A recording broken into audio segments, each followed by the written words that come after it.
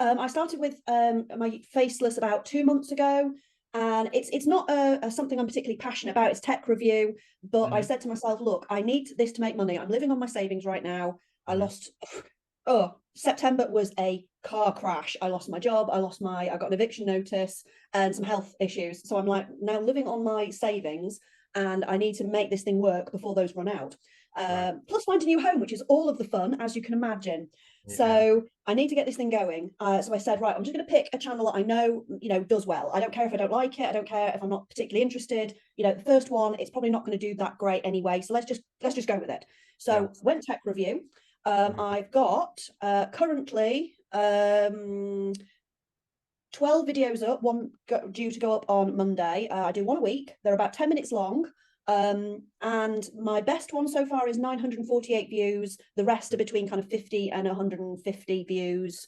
My watch time is 55 hours, 1.4K views over the whole thing.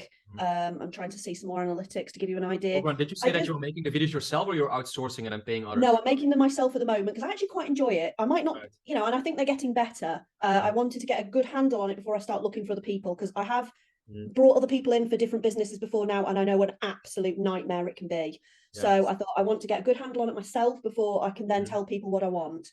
I'm currently running at 4.1% click-through rate, average view duration 2.27 minutes. So Owen, I'm gonna be completely honest with you here, okay? Yes, please do, because I've got no idea what I'm doing. In your situation where you need money guaranteed because you're like in trouble, right? You need to make money. I've got about 8 months or 9 months, behind me. So I'm not like, it's not like this month, but I can't afford to wait a year to see a return on this. Yeah, exactly. So I don't know whether or not I should stick with it or try something else or what. Yeah.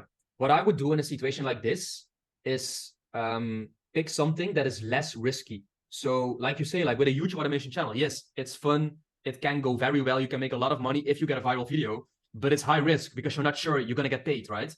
Whereas if you write a script for someone or do a voiceover for someone or edit a video for someone and sell that to them, you will get paid. So if you edit a video for someone else, you will get $30 from them.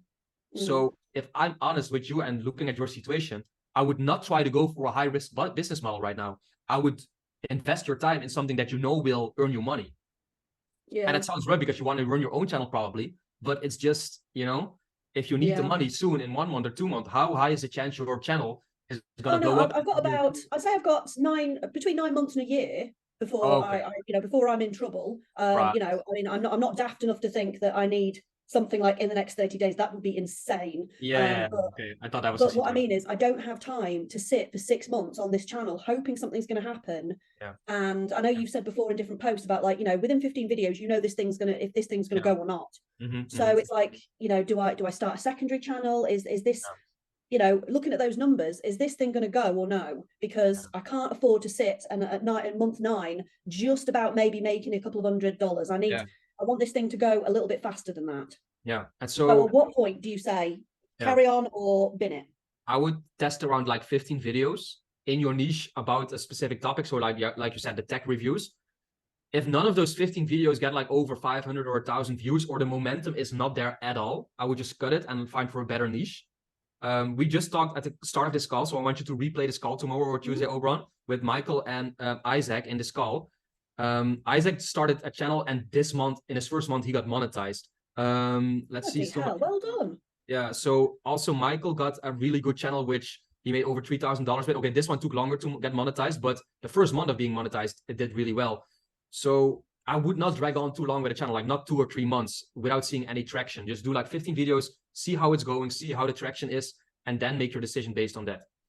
Okay, yeah, so I'm getting to that point, and it is growing. My air fryer reviews, they went really, really well, and I like to think I've got I've got a very British sense of humor, and a lot of the comments that I was getting from people was like, this is really funny, this is cool. So so the style I don't think is a problem, but I was like, at what point do I like carry on flogging a dead horse, or do I just wait it out? Is it one of those where you've not given it enough time, but I don't want to get to 6 or 10 months and be like, now I'm gonna have to go back and look for a job because I'm running out of cash and this thing hasn't taken off. So it was more about like what kind of cutoff, what kind of increases do you think you need to be looking for in order to make that decision?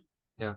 I would just really look at new videos getting a certain amount of views and trying to raise your baseline. So let's say today the video you post gets 20 views, and you want to try, like, every video you post, you want to get more baseline views, basically. And then also that's just not look happening. and then also look if the older videos keep getting views. So if it's an evergreen topic and they keep growing and growing over time. Yeah, the air fryer one 3 weeks ago, that one's getting, good views and keeps getting good views. Everything else, like the last 2 weeks that I've done one on shavers and one on something else, they're getting like 25. That, it seems to have been that spike, and then it's not, the new ones are not getting as much traction. But they're not on air fryers, they're on different tech, but it's the same style. Yeah.